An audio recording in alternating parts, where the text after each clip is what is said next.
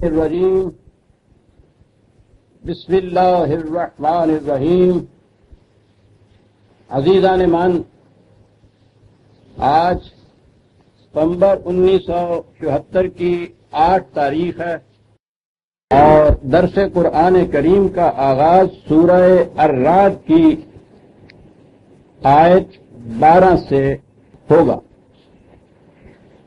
یہ ہوگا اس لیے میں نے کہا ہے کہ درس سے پہلے ان جذبات کا چند الفاظ میں اظہار ضروری ہو گیا جنہوں نے میرے سینے میں تلاطم برپا کر رکھا۔ آج کا دن عزیزان مان میری زندگی کا مبارک ترین دن ہے، خوشگوار ترین دن ہے، حسین ترین دن ہے، کامیاب ترین دن ہے، میری عمر بھر کے مشن کی کامیابی کا دن ہے۔ عمر بھر کا مشن میں نے کہا ہے تو اس میں کوئی مبالغہ میں نے نہیں کیا۔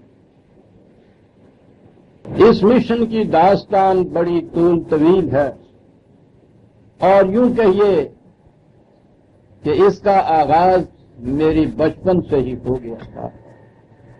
میری پیدائش سابق مشرقی پنجاب کے ضلع گرداسپور کے قصبہ بٹالہ میں ہوئی۔ بٹالہ قادیان سے بالکل قریب واقع تھا، یہی کوئی 7-8 میل کا فاصلہ ہوگا۔ اس زمانے میں ریل قادیان تک نہیں جاتی تھی، بٹالہ ہی ریلوے اسٹیشن تھا جہاں قادیان جانے کے لیے اترنا اور چڑھنا پڑتا تھا۔ اس لیے قادیان سے متعلق لوگوں کا تعارف اس قصبے میں گزرتے ہوئے ہوتا رہتا تھا۔ جس طرح دریا کے قریب گاؤں کے لڑکے پیدائشی پیراک ہوتے ہیں، ہم بٹالے کے بچے، اور بٹالہ بڑا مذہبی گھرانہ تھا، ہم بٹالے کے بچوں کو ابتدائی سے اس مسئلہ ختم نبوت کے ساتھ ایک قلبی لگاؤ پیدا۔ آج ان واقعات کا ایک ایک جز میری آنکھوں کے سامنے سنیما کے تصویر کی طرح پھر رہا ہے۔ ایک ہی گاڑی دن کے وقت بٹالہ سے گزرا کرتی تھی۔ میری ابتدائی تعلیم وہی مسجد اور مکتب کی تھی۔ ہم مکتب کے بچے ریلوے اسٹیشن پہ چلے جاتے، مرزائی حضرات وہاں سے اترتے تو جہاں سے انہیں آگے قادیان کے لیے سواری ملتی تھی وہاں سے کوئی 1-1.5 میل کا فاصلہ تھا، وہاں تک قریباً پیدل جانا پڑتا تھا۔ تو جو بھی وہاں سے ان میں سے کوئی اترتا وہ 1-1.5 میل تک ہم اس کے ساتھ ہو لیتے اور مسلسل مناظرہ کرتے چلے جاتے، اور واپسی پر ادھر سے کوئی مل جاتا تو یہ چیز ریلوے اسٹیشن تک جاری رہتی۔ میں نے عرض اس لیے کیا ہے کہ یہ مشن بچپن سے شروع ہوا، پھر جب ذرا بڑے ہوئے تو اسی بٹالے میں ہم نوجوانوں نے ایک انجمن قائم کی، اس کا نام ہی انجمن شباب المسلمین تھا۔ ٹھیک ہے نا مریض کا؟ بٹالے میں جلسے کیا کرتے مرزائیت کے خلاف، اور ہندوستان بھر کے جید علماء کرام اس میں شریک ہوا کرتے۔ مولانا سید عطا اللہ شاہ بخاری مرحوم، ان کا پہلا تعارف انہی جلسوں کی نسبت سے دنیا میں ہوا۔ وہ امرتسر کی ایک مسجد کے خطیب، دیوبند کے بڑے بڑے جید علماء کرام ان جلسوں میں شرکت کرتے، اور پھر آہستہ آہستہ ہم نے یہ نہج ڈالی کہ یہ جلسے خود قادیان میں جا کر ہم منعقد کیا کرتے۔ میں یہ اس لیے عرض کر رہا ہوں کہ یہ جسے میں نے اپنی زندگی کا مشن کہا ہے اس کی ابتدا کہاں سے ہو رہی ہے۔ بات آگے بڑھتی گئی۔ 1926 میں ریاست بہاولپور کی ایک عدالت میں ایک مسلم خاتون نے ایک مقدمہ دائر کیا جس میں اس نے کہا کہ میرا خاوند مرزائی ہو گیا ہے اور مرزائی ہونے کی بنا پہ وہ مسلمان نہیں رہا، اس لیے اس کے ساتھ میرا نکاح منسوخ قرار دیا گیا۔ جہاں تک میرے علم میں ہے اور اس زمانے میں بھی ہمیں یاد پڑتا تھا، یہ اپنی نوعیت کا پہلا مقدمہ تھا۔ مقدمہ انہی فریقین تک نہ رہا بلکہ یہ ایشو بن گیا مسلمانوں کا اور مرزائیت کا۔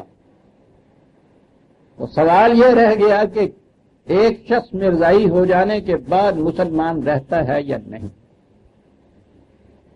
چنانچہ وہ مدعیہ اور اس کے ساتھ مدعا علیہ وغیرہ کا تو نام بھی کسی کو شاید یاد نہ تھا۔ ہندوستان بھر کے بڑے بڑے جید علماء کرام ادھر سے آتے تھے اور مرزائیوں کی طرف سے، دوسری طرف سے ان کے ہاں کے اتنے علماء آتے تھے۔ سن 26 سے یہ مقدمہ شروع ہوا۔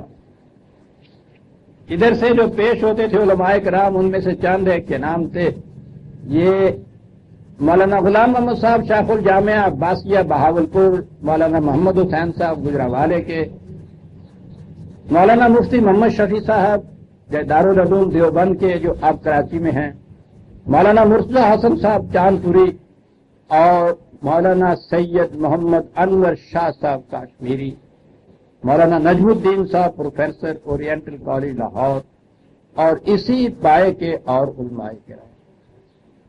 1926 سے 1935 تک یہ مقدمہ دائر رہا، 9 سال تک۔ 1935 میں اس کا فیصلہ وہاں کے ڈسٹرکٹ اینڈ سیشن جج نے 1935 میں اس کا فیصلہ سنایا۔ اس فیصلے نے بڑی شہرت حاصل کی، عالمگیر شہرت۔ چنانچہ اسی زمانے میں یہ کتابی شکل میں شائع ہونا شروع ہوا اور بار بار شائع ہوا۔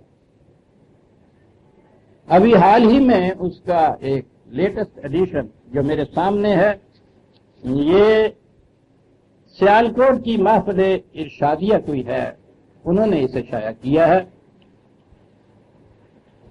اپنے اس فیصلے میں اس جج نے یہ لکھا کہ 9 سال تک میرے سامنے سوال یہ رہا کہ نبی کی ڈیفینیشن کیا ہے، نبی کہتے کسے، اس لیے کہ میرے فیصلے کا دار و مدار اس ڈیفینیشن پہ تھا۔ انہوں نے اپنے فیصلے میں مختلف ڈیفینیشن پیش جو کی گئی تھیں عدالت میں، ان کا ذکر کیا۔ یہ بڑا مخصوص سا تفصیلی فیصلہ ہے، کتابی شکل ہے اس کی۔ انہوں نے لکھا یہ کہ یہ تعریف ہے، یہ اس کے صفحہ 107 سے میں کچھ الفاظ پڑھ رہا ہوں۔ یہ تعریفیں چونکہ اس حقیقت کے اظہار کے لیے کافی نہ تھیں، اس لیے میں اس جستجو میں رہا کہ نبی یا رسول کی کوئی ایسی تعریف مل جائے جو تصریحات قرآن کی روح سے تمام لوازم نبوت پر حاوی ہو۔ پھر انہوں نے کہا کہ اس سلسلے میں ایک اور تھے مولانا محمود علی صاحب، رندھیر کالج کے پروفیسر تھے، انہوں نے کہا کہ میں نے ان کی طرف بھی رجوع کیا، ان سے بھی معلوم کیا، لیکن ان کی تعریف بھی مجھے دلچسپ معلوم نہ ہوئی۔ یہ اس دور کی بات ہے، میں ملازمت میں تھا دلی میں، مختلف رسائل میں میرے مضامین شائع ہوا کرتے تھے۔ مقدمہ عدالت میں تھا، میں براہ راست اس میں جا نہیں سکتا تھا۔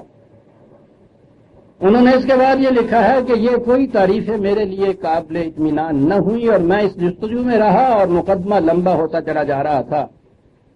آخر کار ایک رسالہ میں ایک مضمون بعنوان مکینکی اسلام، عنوان بھی یہ تھا اس مضمون، آج جناب چودھری غلام احمد صاحب پرویز، یہ میرے عہد جاہلیت کی بات ہے، چودھری بھی اس زمانے میں لکھا کرتا تھا۔ آخر کار ایک رسالے میں ایک مضمون بعنوان مکینکی اسلام از جناب چودھری غلام احمد صاحب پرویز میری نظر سے گزرا۔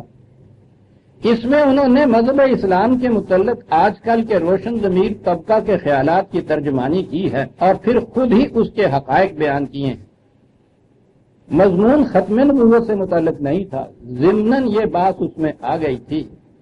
انہوں نے لکھا کہ اس سلسلے میں نبوت کی جو حقیقت انہوں نے بیان کی ہے، میری رائے میں اس سے بہتر اور کوئی بیان نہیں کی جا سکتی، اور میرے خیال میں فریقین میں سے کسی کو اس پر انکار نہیں ہو سکتا، اس لیے میں ان کے الفاظ میں ہی اس حقیقت کو بیان کرتا ہوں۔ اور اس کے بعد انہوں نے وہ میرا مضمون جو تھا اس میں سے یہ اقتباسات دیے، اور یہ سارا کچھ نقل کرنے کے بعد انہوں نے کہا کہ آج میرا اطمینان ہو گیا ہے اور اس مسئلے کا فیصلہ کرنا میرے لیے آسان ہو گیا ہے، اور فیصلہ یہ ہے کہ ایک شخص میں ضعیف ہو جانے کے بعد مسلمان نہیں رہتا، اس مدعیہ کا خاوند مرتد ہو گیا تھا، اس کا نکاح میں فسق کرتا۔ یہ ہندوستان کا پہلا مقدمہ تھا، 1935 میں یہ فیصلہ صادر ہوا۔ عزیزان للہ الحمد، جو علماء کرام اس میں مقدمے میں پیش ہوتے رہے، ان کے علم و فضل میں کسی کو کلام نہیں، مجھے خود اعتراف ہے، ان سے میری ذاتی نیاز مندی بھی تھی، میرے دل میں ان کے علم و تقوی کی بنا پر بڑی عزت اور احترام تھا، خاص طور پہ مولانا انور شاہ صاحب علیہ الرحمہ کا تو پوچھنا ہی کیا رہتا ہے۔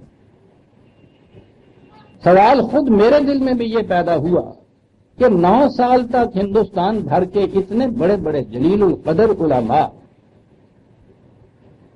وہ جس بات سے مطمئن نہ کر سکے ایک فاضل جج کو، وہ میرے ایک مضمون کے ضمنی سے اقتباسات سے انہیں کتنا مطمئن کیا۔ تو وہ بات کیا تھی؟ وہ بات یہ تھی کہ میں نے اس مضمون میں خالص قرآن کریم کی روشنی میں نبوت کا مقام اور نبی کی ڈیفینیشن دی۔ بات سامنے آ گئی کہ جب خارج از قرآن آپ بحث ان سے شروع کریں گے، 9 سال نہیں، جیسا کہ اب کہا جا رہا ہے 90 سال کا یہ مسئلہ جو ہے بھنور میں پھنسی ہوئی لکڑی کی طرح ایک ہی جگہ گردش کرتا ہوا چلا آ رہا ہے، ایک قدم آگے نہیں بڑھا۔ اور یہ چیز جو میں نے کہی ہے کچھ اپنے لیے بطور فخر کے نہیں کہی، قرآن کریم کی عظمت بیان کرنے کے لیے کہی۔ اگر قرآن کریم توحید باری تعالی اور ختم نبوت حضور رسالت مآب کی صلی اللہ علیہ وسلم اس میں بھی ایک حتمی اور یقینی اور آخری فیصلہ نہیں دیتا ہے، تو پھر وہ کسی بھی بنیادی اصول اور اعتقاد کا فیصلہ نہیں دیتا ہے۔ کوئی بات ہے کہ ایک ایسی چیز کہ جس پہ مدار ہے اسلام کا، جس پہ انحصار ہے مسلمان ہونے کا قیامت تک کے لیے، اس کا فیصلہ بھی اس کے اندر اس طرح سے نہ ہو۔ قرآن کی عظمت جھلک کر میرے سامنے آ گئی۔ اس کے بعد میں نے قرآن کریم کی روشنی میں، اور پھر جیسا کہ میرا مسلک ہے، ان احادیث کی روشنی میں جو قرآن کریم کی تائید میں سامنے آتی ہیں، اس مسئلے میں میں لکھتا چلا۔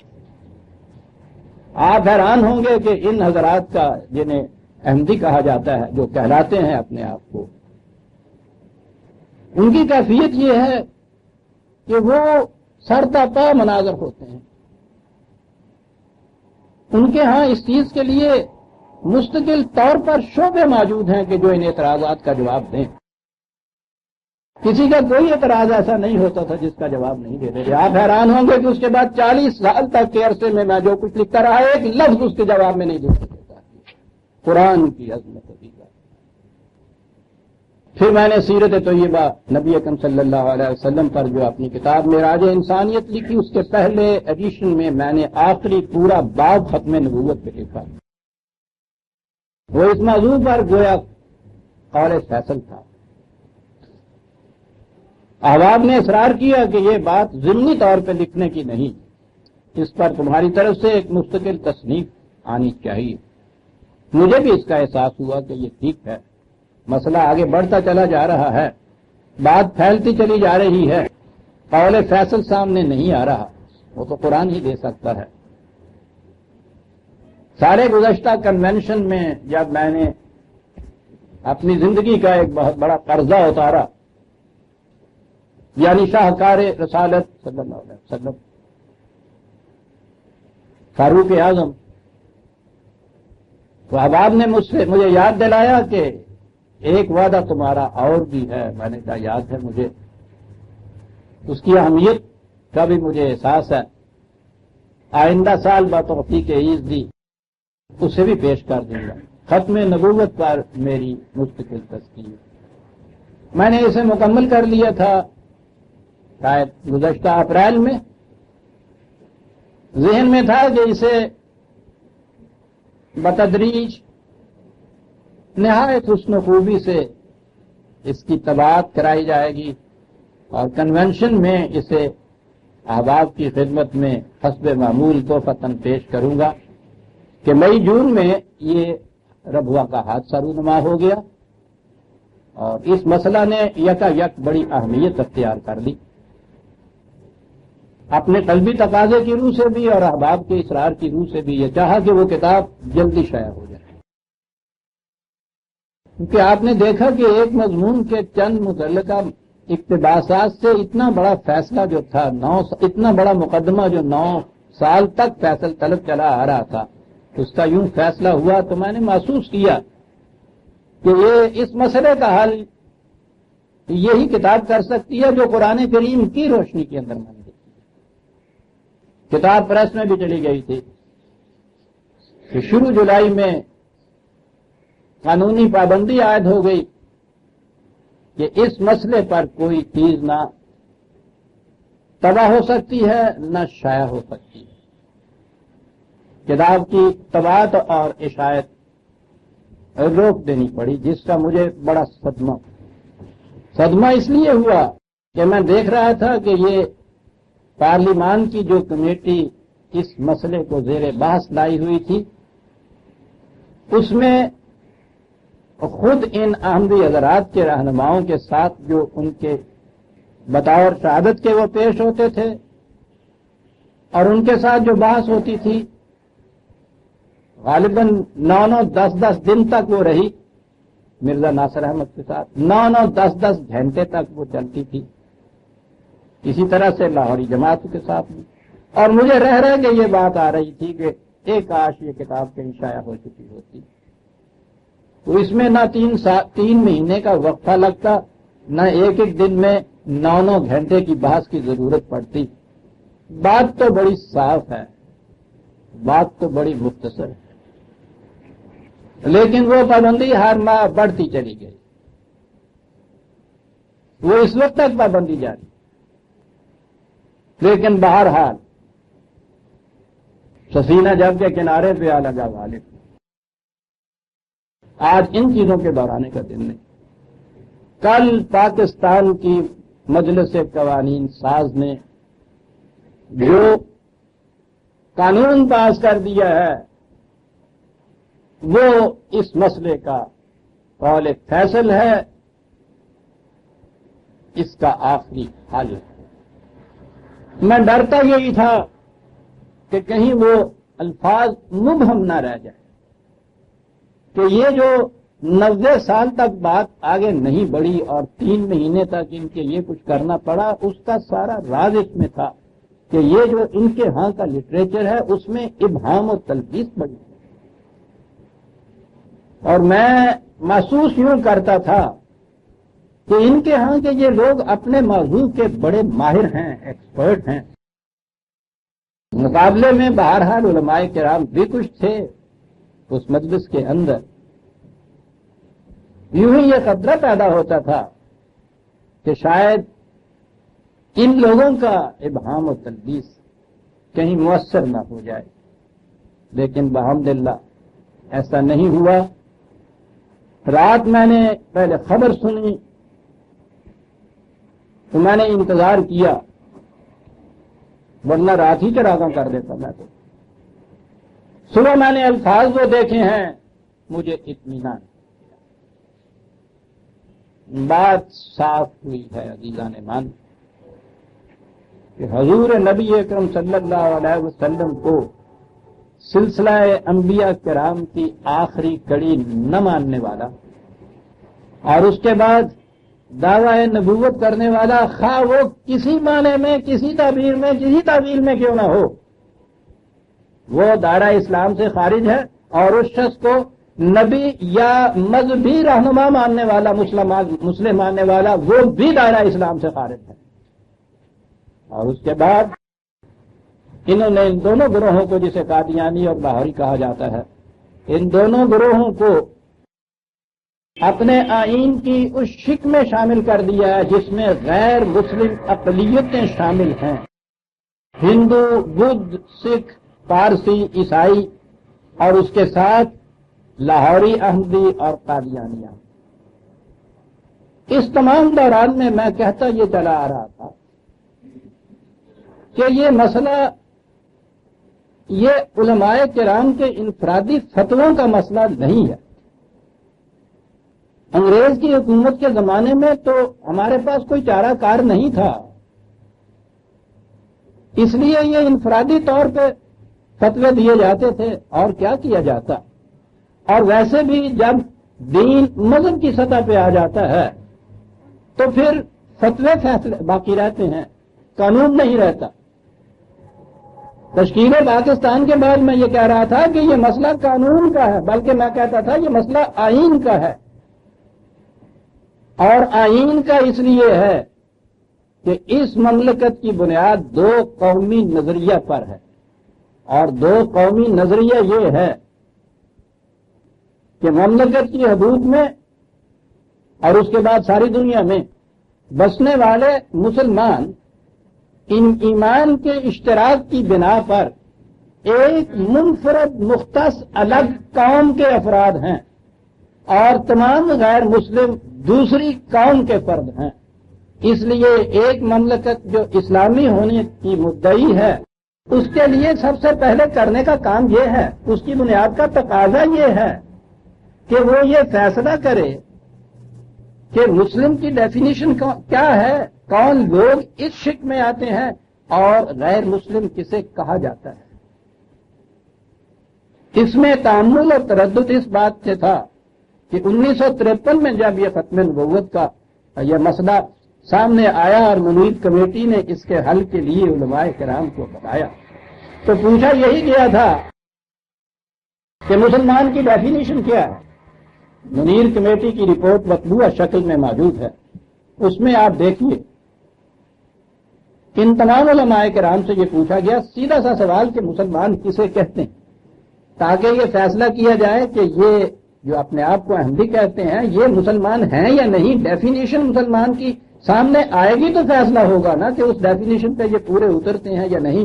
اور آپ دیکھیے وہ جوابات جو ہیں، بیشتر تو ان میں وہ ہیں جنہوں نے کہا کہ وہ اس سوال کا جواب اور آپ فوراً مانتے ہیں ہم سے، جی اس کے لیے تو کچھ مہلت ملنی چاہیے۔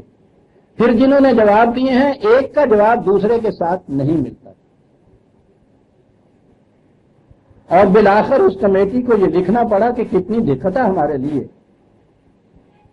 کہ یہی مسئلہ صاف نہیں ہے، اور جو ایک ڈیفینیشن اس مسلمان ہونے کی ہے اس کی روح سے دوسرے لوگ جو ہیں وہ غیر مسلم رہ جاتے ہیں۔ انہوں نے لکھا یہ تھا، اور اس میں تو کیانی اور منیب تھے، اور کیانی تو آپ جانتے ہیں کتنا طنز کا بادشاہ تھا۔ انہوں نے لکھا یہ تھا کہ خود ہمارے لیے یہ دقت آ گئی کہ اگر ہم ان ڈیفینیشن میں سے کسی کے مطابق اپنے آپ کو مسلمان کہتے ہیں تو باقی سب علماء کی نگاہوں میں کافر ہو جاتے ہیں، اور اگر ہم ان میں سے کسی ایک ڈیفینیشن کو نہیں مانتے، خود اپنی ڈیفینیشن کے مطابق مسلمان ہوتے ہیں تو سب کی نگاہوں میں کافر ہو جاتے ہیں۔ لہذا خیریت اسی میں ہے کہ اس رپورٹ کو بغیر یہ فیصلہ دیے ہوئے ختم کر دیا جائے۔ اور انہوں نے کہا السلام علیکم، وہ رپورٹ ختم یوں کر دی گئی۔ لیکن جو مملکت دین کی بنیادوں پہ قائم ہو وہ تو اسے یوں ختم نہیں کر سکتی، اور وہ اس لیے ہے عزیزان من کہ جیسا کہ ذرا آگے چل کر بات ہوگی، ابھی تو نکھر کے یہ چیزیں سامنے نہیں آئیں۔ دین کی بنیادوں پہ جو مملکت قائم ہوتی ہے اس میں مسلم اور غیر مسلم کے اندر صرف قومیت ہی کی تفریق کے لیے یہ ضروری نہیں کہ تمیز کی جائے، اس میں غیر مسلم اہل ذمہ کہلاتے ہیں۔ وہ مملکت ہوتی ہی مشتمل ان افراد پر ہے کہ جو اسلام کے قائل ہوتے ہیں۔ اس لیے ان دونوں کے حقوق الگ الگ، ان کی ذمہ داریاں الگ الگ، ان کا تشخص الگ، ان کی انفرادیت الگ، ان کو الگ الگ کرنا اس مملکت کا ابتدائی بنیادی تقاضا ہے۔ اس لیے بھی یہ ضروری بات تھی، اور میں اس پہ زور دیتا چلا آ رہا تھا کہ یہ سوال اب مذہب کی سطح پر انفرادی فتووں پہ نہیں چھوڑنا چاہیے، یہ مملکت کو ٹیک اپ کرنا چاہیے اور وہ فیصلہ کرے اس امر کا۔ جب یہ آئین آیا ہے، یہ حالیہ آئین بھی، میں تو ہر آئین کے ضمن میں یہ کہتا چلا آ رہا ہوں، اس حالیہ آئین میں بھی میں نے یہ کہا تھا کہ آئین کے اندر ایک باب ہوتا ہے جس میں انٹرپریٹیشن دی ہوئی ہوتی ہیں کہ جو اصطلاحات یا الفاظ آئینی استعمال کیے گئے ہیں اس آئین میں ان کے صحیح مفہوم کیا ہے۔ تو میں نے کہا تھا کہ اور تو تمام مفاہیم آپ نے دے دیے، بنیادی مفہوم کے مسلمان کسے کہتے ہیں یہ اس میں پھر نہیں آیا۔ اس کے بعد یہ بات، اس کے بغیر یہ بات ناتمام ہی نہیں رہتی، یہ ناقص رہتا ہے۔ بہرحال اس میں ایک حلف نامہ شامل کیا گیا اور آئین میں یہ کہا گیا کہ مملکت کے وزیر اعظم اور صدر کے لیے مسلمان ہونا ضروری ہے۔ کتنی سی شرط ان کے لیے۔ اب اس کے لیے جو حلف نامہ ان دونوں کے لیے تجویز ہوا تھا اس میں یہ کہا گیا کہ میں اس امر کا حلف اٹھاتا ہوں کہ میرا ایمان یہ ہے کہ حضور نبی اکرم صلی اللہ علیہ وسلم آخری پیغمبر ہیں اور حضور کے بعد کوئی پیغمبر نبی کوئی آ نہیں سکتا۔ اس حلف نامے میں یہ چیز آئی تو بہرحال اس سے بلا واسطہ نہیں بالواسطہ یہ ہو گیا کہ ان کے آئین کی روح سے مسلمان کسے کہتے ہیں۔ میں نے پھر اس پہ زور دیا کہ یہ حلف نامے میں ہی یہ بات نہیں ہونی چاہیے، آپ کے آئین کے اندر یہ ڈیفینیشن داخل ہونی چاہیے، اور یہ حلف نہیں بلکہ یہ تو جزو ایمان چیز ہے۔ یہ اعتراف اور اعلان اور اظہار کسی کے ایمان کا ہونا چاہیے مسلمان ہونے کے لیے۔ یہ مسئلہ تھا جو چلا آ رہا تھا، وہ بعض اوقات طوفان بھی کشتی کو ساحل پہ پھینک دیا کرتا ہے، وہ معلوم نہیں کہ یہ طوفان جو اٹھا ربوہ اسٹیشن کا اس کے پیچھے محرکات کیا تھے، لیکن بہرحال جو کچھ بھی تھا اس سے یہ کشتی ساحل تک آ گئی۔ یہ فیصلہ آپ کی مجلس قانون ساز نے متفقہ طور پہ کر دیا، للہ الحمد۔ اس سے آپ سوچئے عزیزان من، ویسے تو یہ ہر مسلمان کے لیے بڑی ہی مسرتوں کا خوشگواریوں کا دن ہے، لیکن میں نے عرض کیا ہے کہ میرے جیسا ایک شخص بچپن سے جو اس تحفظ ناموس رسالت محمد صلی اللہ علیہ وسلم کے اپنی زندگی کا ایک مشن ایمان کا جز بنائے چلا آ رہا تھا، اور جو یہ کہتا تھا کہ یہ مسئلہ نہ میرے مضمون کا ہے نہ کسی عالم یا مولوی کے فتوے کا ہے، مملکت جب اسلامی ہونے کا دعویٰ کرتی ہے تو یہ مملکت کے طے کرنے کا مسئلہ ہے، یہ آئینی مسئلہ ہے، یہ قانونی مسئلہ ہے، یہ انفرادی نہیں ہے۔ للہ الحمد کہ وہ چیز آج اس مملکت میں آئینی روح سے طے ہو گئی، اور آئین نے اس ڈیفینیشن کو تسلیم کر لیا کہ جو شخص حضور نبی اکرم صلی اللہ علیہ وسلم کو سلسلہ انبیاء کرام کی آخری کڑی نہیں مانتا، اور جو شخص حضور کے بعد کسی نوعیت سے کسی مفہوم کے اعتبار سے بھی نہایت اچھے الفاظ ہیں دعویٰ نبوت کرتا ہے، یہ شخص دائرہ اسلام سے خارج ہے۔ جو اسے ایسے شخص کو نبی مانتا ہے یا دینی مذہبی مصلح یا ریفارمر مانتا ہے وہ بھی دائرہ اسلام سے خارج ہے، اور اس ڈیفینیشن کی روح سے انہوں نے قادیانی احمدی اور لاہوری احمدی دونوں کو غیر مسلم اقلیتوں کی فہرست کے اندر شامل کر دیا ہے۔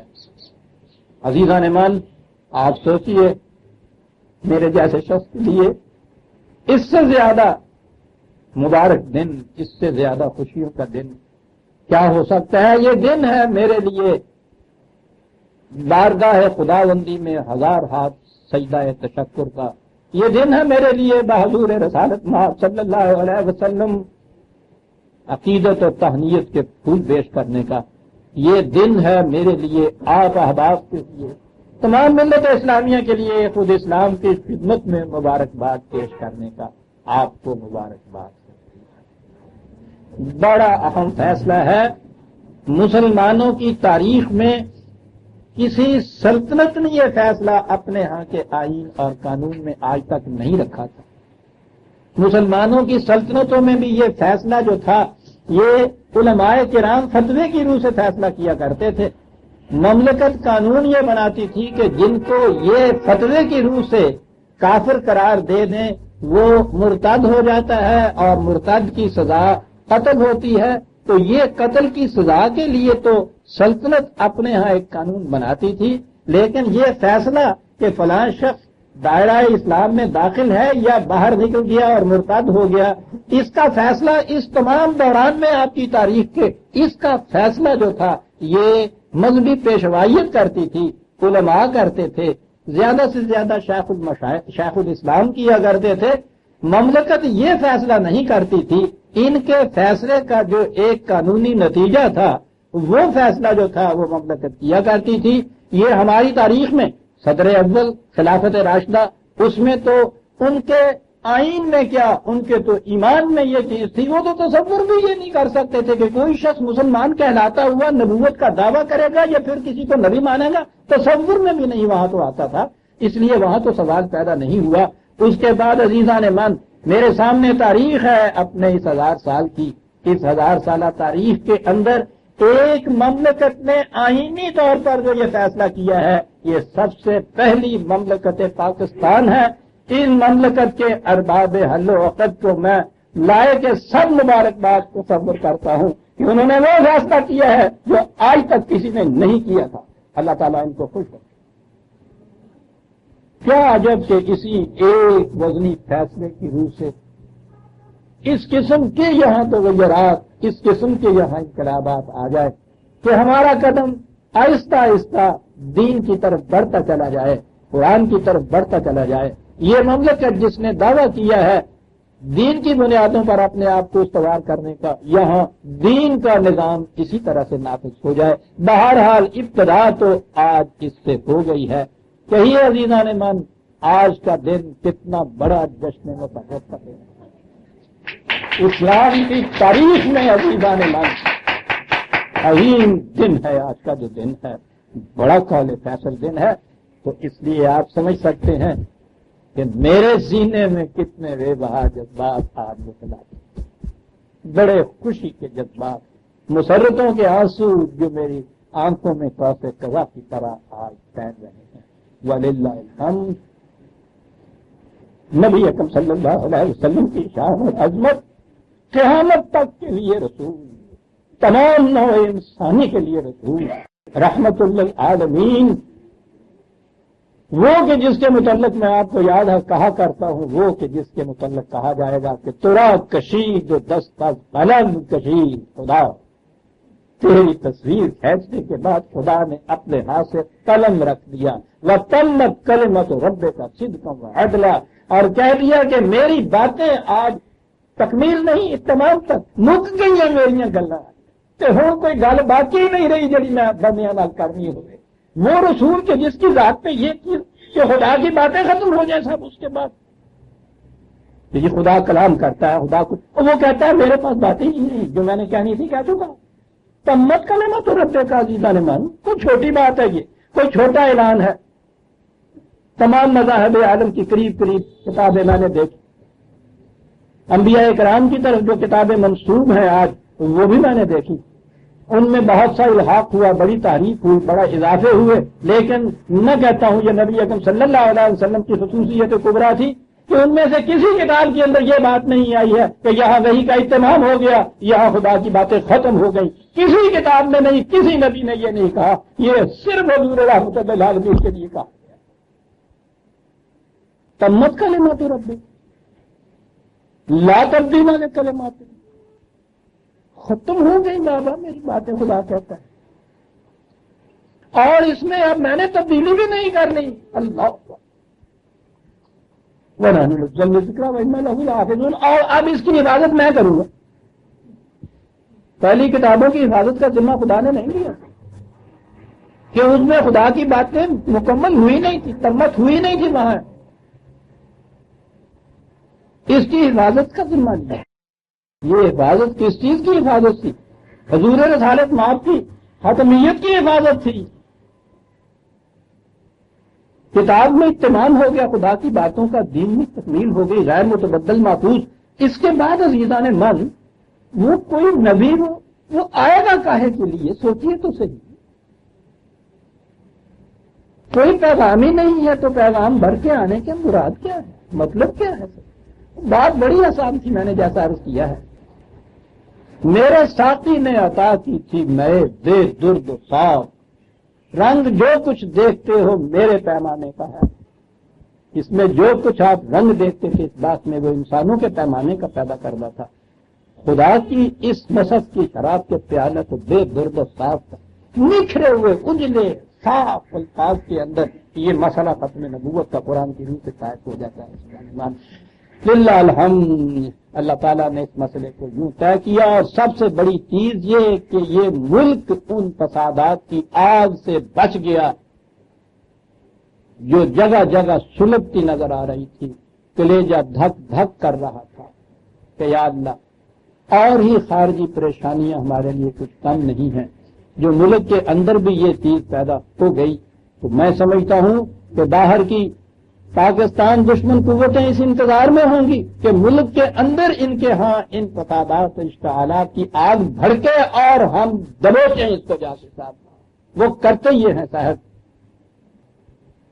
پاکستان اس خطرے سے بھی محفوظ ہو گیا عزیزان مان۔ اس اعتبار سے بھی یہ دن ہمارے لیے قابل سخت تبریک و مبارکباد ہے۔ اللہ تعالیٰ اس مملکت کو ابد تک محفوظ رکھے کہ یہ بہرحال گہوارہ بنے گی، بنتی جا رہی ہے اس کے اس کلام عظیم کو عملاً نافذ کرنے کا، جس کی ایک پہلی مثال جو ہے، جیسے میں نے عرض کیا، تاریخ کے اندر یہ اس مملکت میں اس قانون کے پاس کرنے سے، آئین میں اپنے اسے داخل کرنے سے اس کی مثال قائم کر دی ہے۔ اللہ تعالی ہمارے ہاں کے ارباب اقتدار کو توفیق عطا فرمائے کہ اسی طرح سے وہ آہستہ آہستہ بتدریج قرآن کریم کی ایک ایک شق کو یہاں عملاً دستور کا جز، قانون کا حصہ بناتے ہوئے چلے جائے۔ کیا عجب ہے کہ اسی طرح سے ہماری یہ اتنی بگڑی ہوئی قسمت پھر سے دور ہو جائے، کہ یہ دور ہونی ہی ختم رسالت سے ہے، یہ دور ہونی ہی قرآن کی تکمیل پر ایمان سے ہے۔ ربنا تقبل منا انک انت السمیع العلیم۔ اور اس مختصر الفاظ میں اظہار جذبات کے ساتھ، ورنہ آپ جانتے ہیں کہ یہ موضوع ہو، مجھے اس کا موقع ملے اور فرصت ملے تو میں اسے مختصر الفاظ کے اندر ختم کر دوں۔ درس کا تقاضا آج اتنا ہی ہے، یار زندہ صحبت باقی، یہ باتیں تو ابھی باقی چلتی جائیں گی، آگے بھی ہوں گی، کنونشن بھی تو اب آ رہی ہے خدا کے فضل و کرم سے، یہ سب کچھ ہوگا۔ یہ پابندیاں اگر یہ ختم ہوئی، سرے دست تو 15 ستمبر تک یہ پابندیاں ہیں۔ کتاب میری اس طرح سے پریس کے اندر رکھی ہوئی ہے، یہ پابندیاں ختم ہوئیں اور وہ کتاب آپ کے سامنے آئے گی، اس میں یہ ٹھیک ہے مسئلہ یوں حل ہوا ہے، اس میں کم از کم آپ یہ دیکھ لیں گے کہ قرآن کریم اس کو کس طرح سے نہایت واضح الفاظ میں، مختصر الفاظ میں حل کر دیتا ہے۔ اور پھر اگلی بات یہ کہ یہ مسئلہ اس تک تو حل ہو گیا، ایک چیز تو اس میں یہ نظر آئے گی کہ یہ کسی کے خلاف دھاندلی نہیں ہوئی، خدا نہ کردہ، یہ محض ووٹوں کے زور کے اوپر فیصلہ نہیں ہوا ہے، یہ دین کا حتمی فیصلہ ہے، یہ قرآن کا اعلان ہے، جو جس کا اعلان انہوں نے قانونی شکل میں دیا ہے۔ یہ ہمارے ہاں کی پارلیمنٹ کا فیصلہ نہیں، ہمارے ہاں کے ووٹس کا فیصلہ نہیں ہے، اس میں آپ دیکھیں گے کہ یہ فیصلہ خدا تعالیٰ کا فیصلہ ہے، یہ انہوں نے نافذ کیا ہے اپنے ہاں صرف۔ اور پھر اس کے بعد آپ یہ بھی دیکھیں گے کہ ہمارے ہاں یہ دعویٰ نبوت کی یہ کھڑکیاں کھلی کیسے، وہ چور راستے تھے کون سے جن کے یہ لوگ اس طرح سے آ کر اور پرہمان ہو گئے ان چیزوں۔ اور یہ اس لیے بتانا ضروری ہے کہ آئندہ کے لیے بھی تو ابھی دنیا باقی چلی آ رہی ہے، یہ راستے اگر اسی طرح سے کھلے رہے تو پھر ہر وقت اس کا امکان اور ہر زمانے میں اس کی گنجائش نکل سکتی ہے کہ جس کا جی چاہے یہ دعویٰ کرے، کم از کم اس کی تو ضرورت ہے کہ قرآن کریم کی روح سے یہ بتایا گیا ہے کہ یہ دروازے کون سے تھے اور قرآن نے ان دروازوں کو کس طرح سے ابدی طور پہ بند کر دیا ہے۔ عزیزان مان، یہ کتاب سامنے آئے گی تو اس میں یہ باتیں آپ کے سامنے آ جائیں گی۔ خدا کرے کہ یہ اب پابندیاں زیادہ دیر تک نہ رہیں، ہمارے لیے بڑی خبر آزما تھی، وہ کتاب جلدی سامنے آ جائے تو اس میں آپ تفصیل دیکھ لیں گے۔ اور آج کا درس سورہ الرعد کی آیت 12 سے شروع ہو رہا ہے۔ سابقہ آیت میں قرآن کریم نے کہا یہ تھا کہ کسی قوم کے حالات کتنے ہی کیوں نہ بگڑ چکے ہوں، اسے مایوس نہیں ہونا چاہیے۔ قرآن سخت تباہیوں میں پھنسی ہوئی قوم کے لیے بھی رہنمائی دیتا ہے، بشرطے کہ وہ قوم اپنی موت کے دروازے پہ نہ پہنچ چکی ہو، کہ جہاں سے واپسی نہیں ہو سکتی۔ اور اس کے لیے اس نے ایک اصول، ایک قانون دیا تھا، اور وہ دیا تھا یہ کہہ کے کہ ان اللہ لا یغیر ما بقوم حتی یغیروا ما بانفسہم۔ سیدھی سی بات، حالت بدلنی چاہتی ہے قوم اپنی خارجی، تو اس کے لیے ایک ہی طریقہ ہے کہ وہ اپنی داخلی حالت کے اندر تبدیلی کرے، اپنی ذہنیت میں تبدیلی کرے، اپنے اندر نفسیاتی تبدیلی کرے۔ اس کے بغیر خارجی احوال و ظروف میں تبدیلی نہیں ہو سکتی۔ اب سوال یہ پیدا ہوا کہ قوموں پہ بظاہر تباہیاں آتی ہیں، ہلاکتیں آتی ہیں۔ اب ان تباہیوں اور ہلاکتوں کے اندر قرآن ایک امید کی کرن ان کے لیے دیتا ہے۔ عجیب انداز ہے قرآن کا، عزیزان مان۔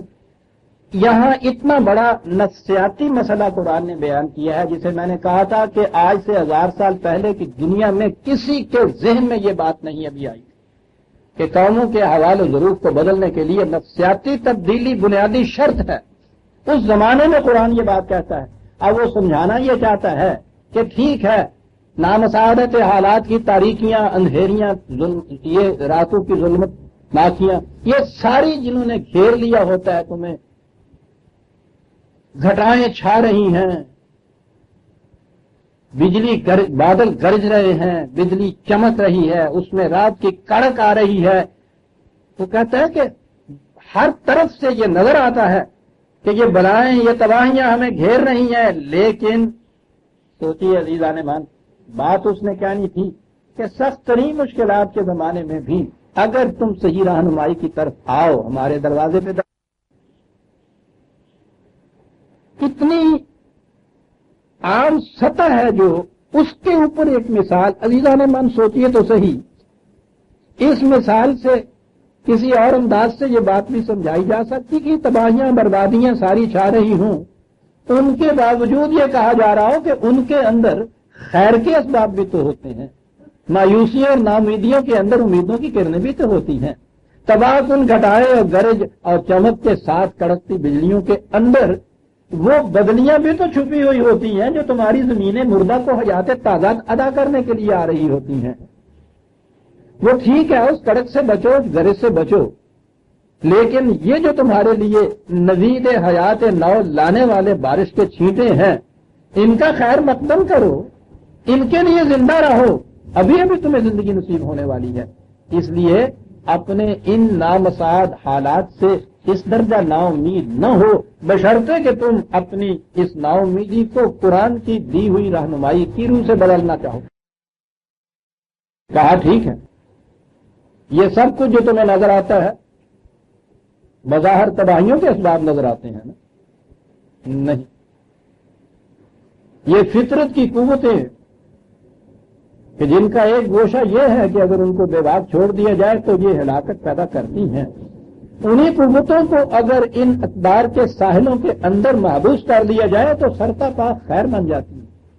یہ بجلی کی کڑک جو تمہیں نظر آتی ہے، یہ فلاں پہ بجلی گری اور اس نے اس کو وہ مر گیا، موت کا سامان ہے، بجلی کسی بلڈنگ کے اوپر، عمارت کے اوپر گری، اس کو تباہ کر دیا، کہنے لگے یہ اس لیے ہے کہ تم اس سے حفاظت کا سامان اپنے لیے بہم نہیں پہنچاتے۔ ہم نے بجلیاں اس لیے نہیں پیدا کی ہوئی ہیں کہ وہ موت کا سامان تمہارے لیے آئے۔ یسبح الرعد بحمدہ، قرآن عزیزان من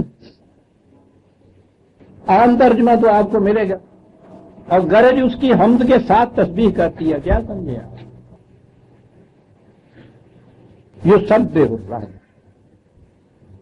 یہ تسبیح جو ہے عزیزان من، اسلام تو ایک طرف، عربوں کے ہاں اس کا تصور ہی نہیں تھا، وہ جانتے ہی نہیں تھے کہ تسبیح کیا ہوتی.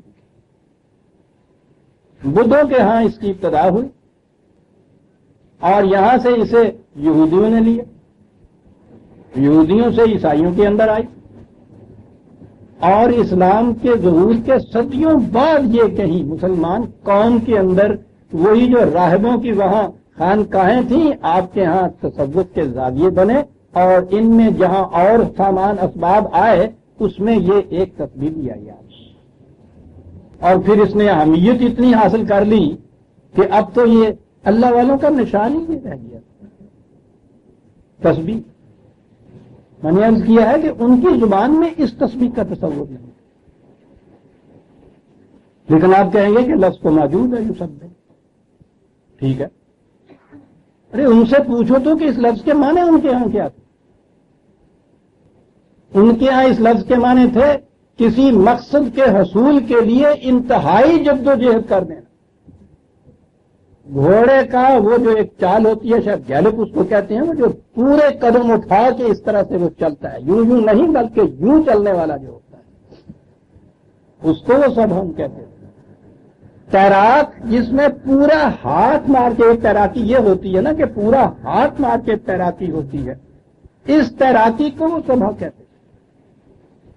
اور وہ استعمال کرتے تھے اس لفظ کو کسی مقصد کے حصول کے لیے پوری کی پوری توانائی میں اس طرح سرگرداں رہنا کہ کسی اور چیز کی طرف توجہ ہی نہ جائے.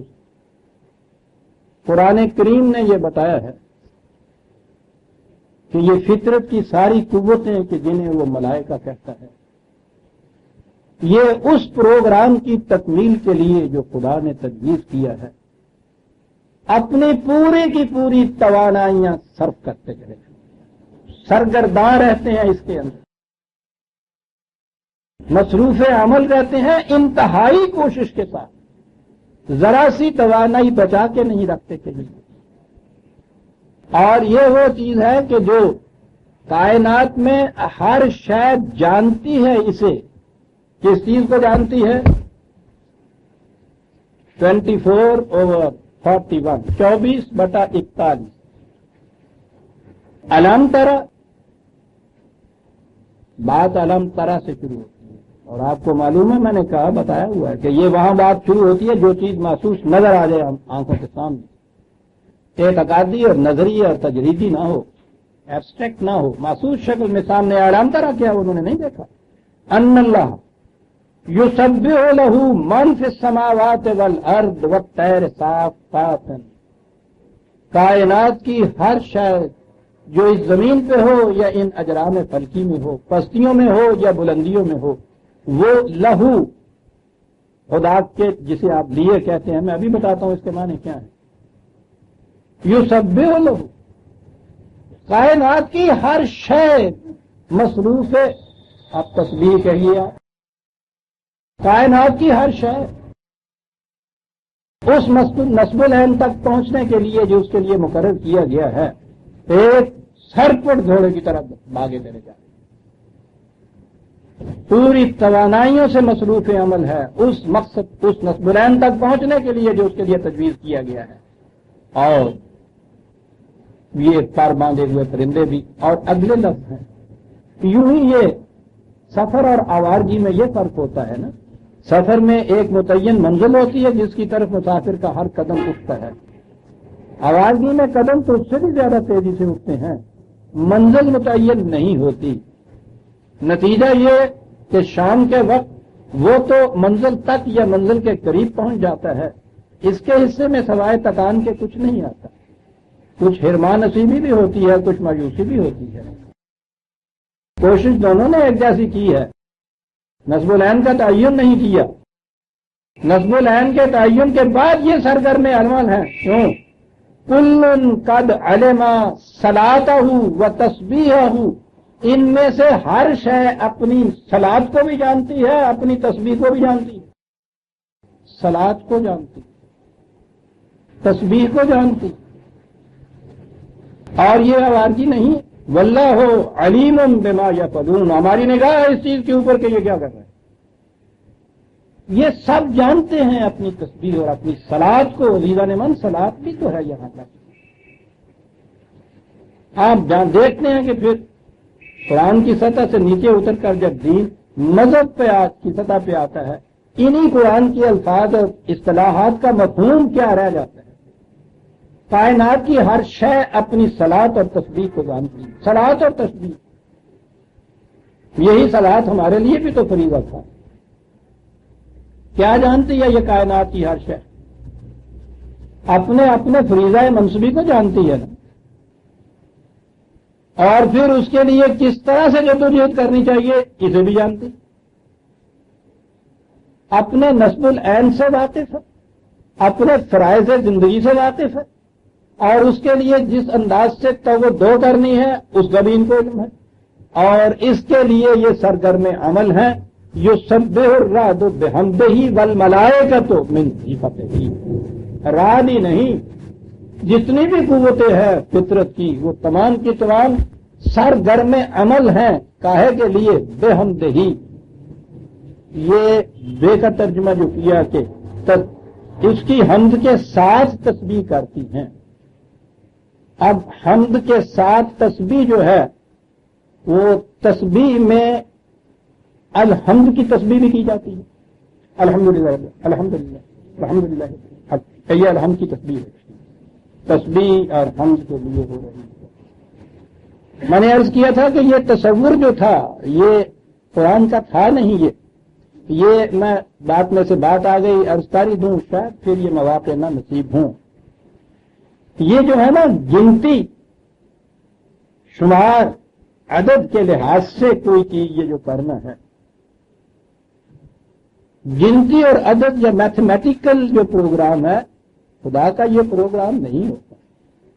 اتنی دفعہ یہ چیز، اتنی دفعہ کیا؟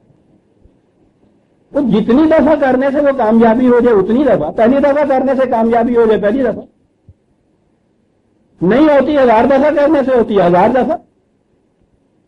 نہیں جی تسبیح پوری کرنی، وہ اما ہانڈی جل گئی ہو تم چھٹا مار میں تسبیح پوری کر رہا ہوں، یعنی وہ 100 پورا گرنا، 1000 دانے کی تسبیحیں صاحب ہم نے دیکھی، تسبیح پوری کرنی 33 دفعہ الحمدللہ، 33 دفعہ اللہ، 33 دفعہ، یہ ہم نے کبھی سوچا ہی 3 دفعہ یہ 3 4، یہ یوں ہی باتیں نہیں ہیں کہ ایسے ہوتا ہے۔ بدھوں کے ہاں اس کی ابتدا ہوئی، یہودیوں کے ہاں اس نے ایک فلسفے کی حیثیت اختیار کی کہ اعداد جن کو نمبرز کہتے ہیں ان کے اندر خاصیتیں ہیں،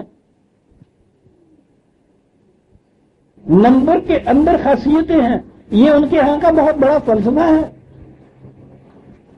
ان کے ہاں جو تصوف جسے آپ کہتے ہیں اس کی ابتدا وہاں سے ہوئی تھی، ان کے ہاں کے تصوف کی بنیاد اس گنتی کے اوپر ہے کہ یہ وظیفہ اتنی دفعہ پڑھا جائے، یہ اتنی دفعہ لکھا جائے، اتنی دفعہ کیا جائے تو یہ نتیجہ، اتنی دفعہ کیا جائے تو یہ نتیجہ، ان کے ہاں یہ چیز بنیادی ہے،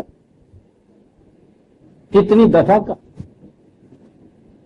عدد کے اندر آپ کے ہاں، یعنی عدد کے اندر ایک نتیجے کی چیز سار یا ناس، اور یہ جو چیز ہے نا کہ صاحب 3 دفعہ کرو، اور اس کا تو آپ نے دیکھا ہوگا وہ جنازہ کی جو نماز کی صفیں باندھتے ہیں نا بھائی 3 یا پھر 5 یا پھر 7، یہ کیا ہوتا ہے؟ یہ ان کے اس فلسفے کی روح سے یہ طاق نمبر جو ہے نا اور جسے کہتے ہیں یہ مبارک ہوتا ہے، اور جو جسے ایون کہتے ہیں آپ وہ ناس ہوتا ہے۔ یہ 3 دفعہ بھی آپ ہاتھ بھی دھوتے ہیں، 3 دفعہ یہ پڑھتے ہیں، 3 صفیں باندھیے یا 5 کر لو یا 7، 2 نہیں، 4 نہیں، 6 نہیں، کبھی کسی نے غور ہی نہیں کیا میں پہ ہم یہ کر کیا رہے ہیں۔ یہ ان کے ہاں کا یہ عقیدہ ہے، ان کے ہاں کا یہ فلسفہ ہے، رموز ہیں اعداد کے کہ 8 نمبر خیر و برکت کا موجب ہوتا ہے، ایون نمبر جو ہے جس جو ہوتا ہے وہ ناس ہوتا ہے۔ چلے ہوئے ہم عدد کے اعتبار سے، اور اس کے بعد پھر خدا کو ہم نے باندھا. ہر 100 سال کے بعد وہ ایک مجدد بھیجتا ہے. یعنی 100 سال سے پہلے کتنی تباہیاں آئیں تو وہ نہیں بھیجتا. تو کیوں 100 سال کے بعد میں بھیجنا؟ اور 100 سال پورا ہو تو بالکل خیر خیریت کیوں نہ ہو، بھیجنا ضرور ہے. 100 سال جو ہو گئے. جو میں نے کہا تھا نا،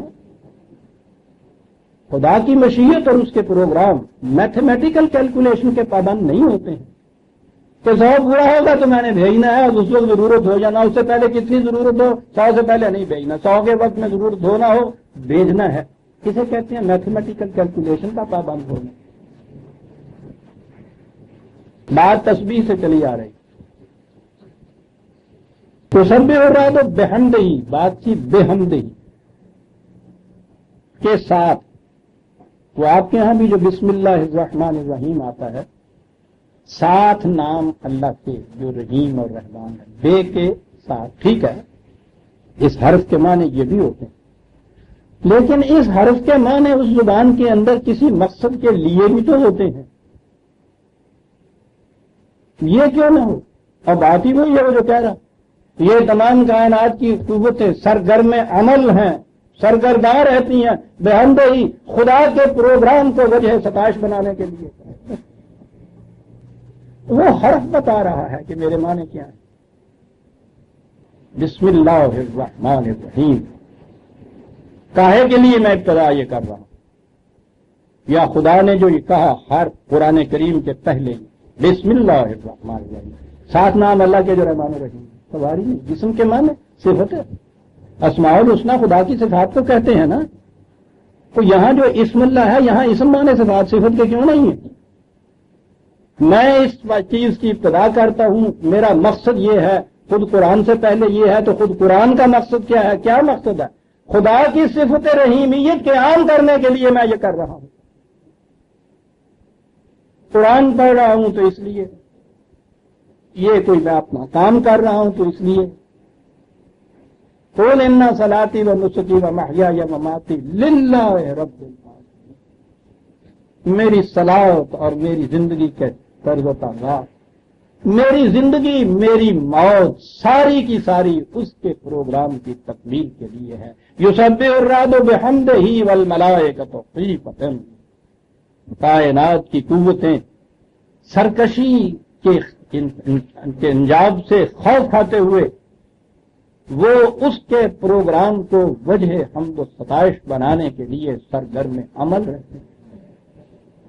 اس کے نتیجے میں تو اگر تباہی آئے تو وجہ حمد و ستائش کس لیے؟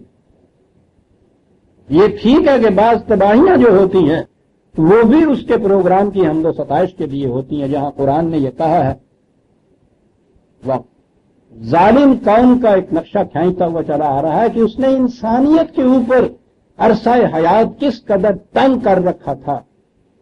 مظلوم، ضعیف، کمزور انسانوں پہ جینا اس نے محال کر دیا تھا. 1000 کوشش ہم نے کی کہ اس میں اصلاح ہو جائے، نہیں ہوئی. آخر الامر انہیں بچانا مقصود تھا. وقوتِ دابر قوم الذین ظلموا.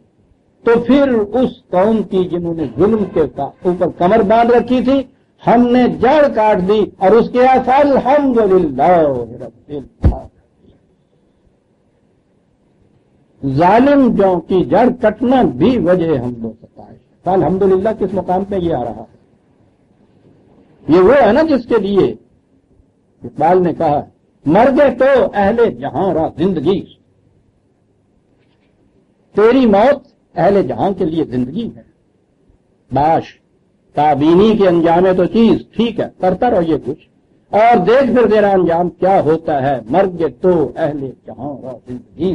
یہ تھی ہوتے دابر قوم الذین ظلموا، جس قوم نے ظلم پہ کمر باندھ رکھی تھی، ہم نے اس کی جڑ کاٹ دی. اور اگلے لفظ یہ ہے فالحمدللہ رب العالمین. ورنہ ذہن میں نہیں آتا کہ یہ الحمدللہ کا مقام کون سا ہے. یہی تو مقامات ہیں الحمد کے. وہ مظلوم و مقہور انسانیت کے جن کے اوپر عرصہ حیات تنگ ہو رہا تھا، ظالم کی موت سے اس کی زبان سے بے اختیار نکلے گا کہ اللہ تیرا شکر ہے الحمدللہ. یہ چیز ہو یسبح الرعد بحمدہ. یہ بجلیوں کی کڑک، بادلوں کی گرج، तबाहियों के लिए नहीं है, ये तो हमारे प्रोग्राम को वजह हमको सताइश बनाने के लिए जरिया है। वल मलाइका तो तमाम कुव्वतें, यही नहीं तमाम कुव्वतें जितनी भी हैं फितरत की, वो यही करते हैं, वो सरकशी कभी नहीं करती हमारे। युसिब सवाए को फयुसीब बिहा में यशाओ। और इस तरह से ये जो दूसरी ये रात भी है और सायका भी है, बड़े अल्फाज होते हैं अरबी जुबान में, ये अजीब चीज होती है। सायका वो बिजली होती है जो गिरती है, रात वो होती है जो कड़कती है। एक ही आयत के अंदर जो शब्द रात है वह युरसिल सवायक, ये बिजली गिरती भी है। वो कहता है ठीक है, मौत का बायस बनती है। फयुसीब बिहा मैं यशा, किसके लिए? अब हमारे यहां तर्जुमा हो गया था कि जिसको चाहता है अल्लाह ये बिजली गिरा देता है। ये बात नहीं है। जो बिजली गिरने की तबाही से मरना चाहता है उसे ये मार देती है। जो अपनी बिल्डिंग के ऊपर वो हिफाजत का वो वायर लगा लेती है उसका कुछ नहीं बिगड़ता। बिजलियां चमकती हैं, बादल गरजते हैं, जो महफूज छत के नीचे होते हैं उनका नहीं कुछ बिगड़ता। जो सीबो बेहा नहीं होता, जो चाहता ही है कि बिजली से मौत वाक़या हो, ये उसकी मौत वाक़या होती है। हम तो इसे मौत के लिए नहीं भेजते साहब। ये फितरत की कुव्वतों से जितने नुकसानात होते हैं अजीज़ान मन, वो हमारी कोताहियों की वजह से होते हैं। ये पानी नुकसान करने वाली चीज थी जो जमा कर रखा था हमने। इतना वक्त हो रहा है वरना मैं बताता आपको। करबेला बंद का जो हादसा है, कुरान करीम में भी बंद टूटने की वजह से कौमों की तबाही की बात बताया गया। बात आ गई तो चलिए यही सही है। आपने देखा कुरान करीम में मुख्तलिफ कौमों की तबाही की वजह ये हवादिस बताए हैं अर्जी और समावी। बाकियों का तो जिक्र नहीं, एक का जिक्र आता है, वो है यमन की रहने वाली कौम सबा। कुरान ने कहा यह है कि इस कौम की कैफियत ये थी कि उनकी मईशत एग्रीकल्चर जरिए थी। एग्रीकल्चर इकोनॉमी जिसे कहते हैं, बड़ी जरखेज जमीनें, लहलहाती खेतियां, यहां से वहां तक दोरोया बागात, घने जंगलात, फलों से लटके हुए वो खोशे, खुशहालियां, फरावानियों में सारी फजा डूबी हुई। ये जो अरबों के यहाँ वो जन्नत के लिए इरम का लफ्ज आया है ना, ये बेचारे सहरा वाले, बंजर वाले, यानी ये यमन तो इनके साथ वाक़ हुआ है ना। तो ये जब यूं देखते होंगे तो जो तस्वुर में आ सकता है कि भाई वो जन्नत तो ये है हकीकत में, तो आपको याद है ये बाग़े इरम हमारे यहाँ ये लफ्ज है, ये उन्हीं की सरजमीन का नाम है। गोया ये कैफियत थी उनके नक्शे। कहा ये किस तरह से उन्होंने किया था? कहा कि उन्होंने डैम बना रखे थे, बंद बना के पानी रोका हुआ था। तो जब भी फितरत की इन कुव्वतों को इंसान अपने कंट्रोल में करता है तो फिर उसका नतीजा तो ख्याबा ख्याबा इरम देखता हूं, ये होता है ना। ये कैफियत थी। कहा पता नहीं किसके जी में ये ब्रेन वेव उठी या किसी ने उसके कानून में ये फूंक दिया कि यहां सारा साल मेहनत करनी पड़ती है। ये ओवरनाइट मिलियनेयर बनने का भी एक तरीका उन्होंने सोचा, किसी ने बताया, कहीं देखा। क्या किया उन्होंने? कुरान ने अजीजा ने मन देखिए क्या बात, एक इशारे में बात कह जाता है। ज़रायत के लिए तो एक जमीन के ऊपर बैठना पड़ता है ना, वहीं रहना पड़ता है। ज़रायत तो ये ज़री इकोनॉमिक का तकाजा ये है। काश्त करने वाले अपनी जमीनों के ऊपर वो बसते हैं, वहीं रहते हैं। किसी ने कहा कि नहीं, ये देखो ये जो काफले जाते हैं ना, ये दूर दूर तजारत के, ये देखा ये कि कितनी जल्दी ये दौलतमंद हो जाते हैं। उन्होंने कहा ठीक है। कहा कि पहले इनके यहाँ की ज़री पैदावार मुकामी मंडियों तक रहती थी, वहीं पैदा किया, उसमें खाया, वहीं ये कुछ किया। उसके बाद उन्होंने अपने यहाँ की इस इकोनॉमी को चेंज किया। कुरान में है बात लना अस्तारना। उन्होंने कहा कि अब दूर दूर के सफर इख्तियार करने शुरू कर दिए। उन्होंने लग गया इस तरफ आके वो نتیجہ یہ ہوا کہ ادھر انہوں نے نگلیکٹ کر دیا اپنی ان چیزوں کو. کس چیز کو؟ اس چیز کو دیکھنے کے وہ بند جو ہیں ان کی تعمیر، ان کی حفاظت، نگہداشت، اس کو انہوں نے نگلیکٹ کیا. ادھر لگ گئے اس تجارت کے اندر، لمبے لمبے سفروں میں جانا شروع کیا.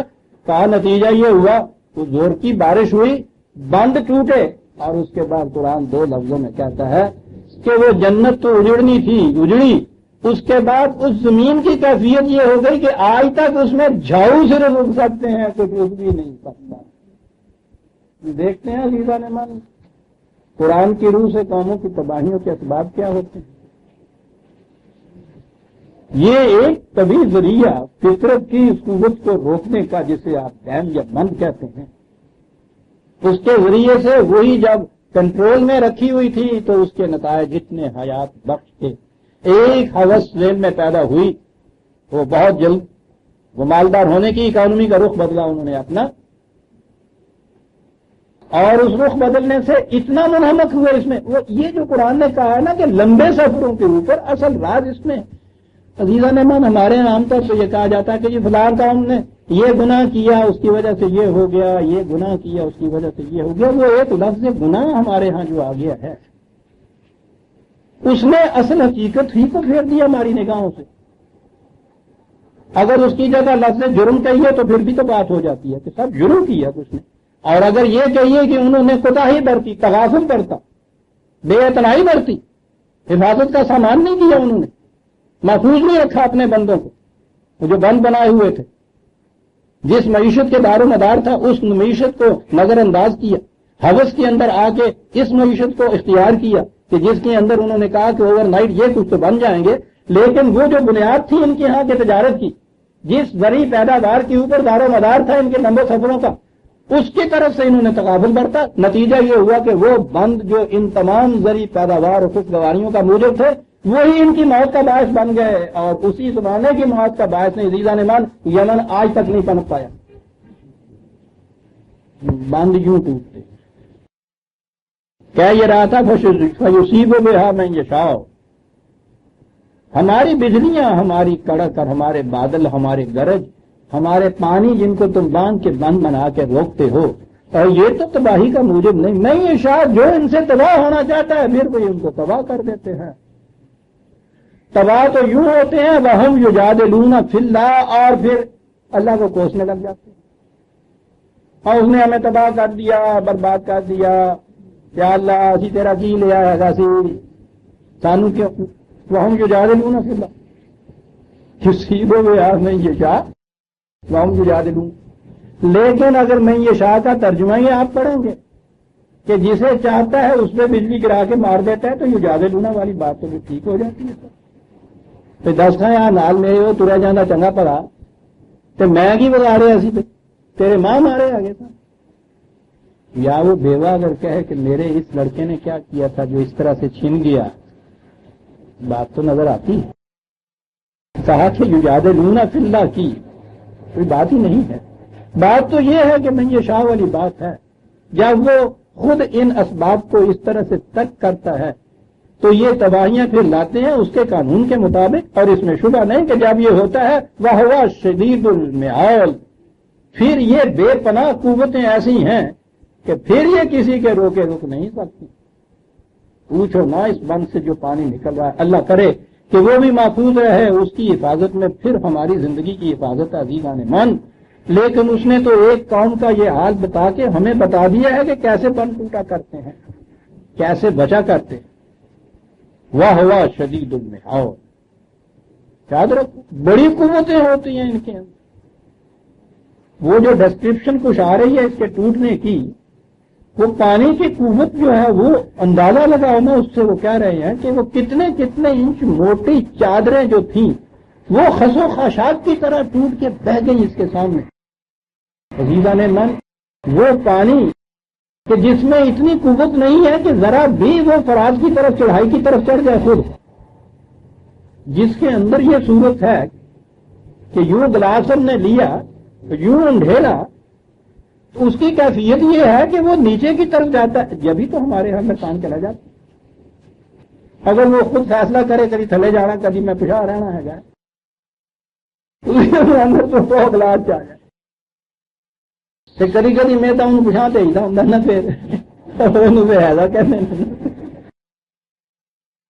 واہ شدید المعال، وہ جو ملائکہ من خیفت ڈر رہے ہوتے ہیں، کانپ رہے ہوتے ہیں جب تم ان کے پر کاٹ دیتے ہو یا ان کو آزاد کر دیتے ہو، کیونکہ یہ کاٹنا تم غلط ہو جائے گا. تو اس کے بعد پھر شدید المحال کہتا ہے. شدید المحال کیا کہ آپ دیکھتے ہیں کس قدر لفظ کے اندر بھی یہ چیز نظر آتا ہے کہ ہال پیدا ہو رہا جسے کہتے ہیں. تو یہ ہال وہیں سے ہے نا آپ کے ہاں کا ہال نام لفظ بتا رہا ہے. ہال پیدا ہو، ڈر پیدا ہوا. ان کے بعد خوف آیا کہ وہ یہ تو تباہی ہے صاحب. ایک ہی لفظ کے اندر وہ زیادہ دیر تک ڈرنے میں نہیں تھے. لہو دعوت الحق ڈرنے کی بات نہیں ہے، ٹھوس تعمیری نتائج پیدا کرنے ہیں. آواز دو اس کو، آواز دو اس کو، اب بھی وہ آ جائے گا. آواز دو اور بات آگے پہ دوسری آگے. آواز دو اس کو الحق کے لیے، پھر تباہیوں سے بچو گے. والذین یدعون من دونہ، اور جو اسے چھوڑ کے اوروں کو آوازیں دیتے پھرتے ہیں، پھر ان کا انجام کیا ہوتا ہے. عزیزان من، وقت ہو گیا، اسے ہم آئندہ درس پہ اٹھا رکھتے ہیں. سورہ الرعد کی آیت 13 تک ہم آئے ہیں، 14ویں کے آگے لیں گے. ربنا تقبل منا انک انت السمیع العلیم، اور پھر آخر میں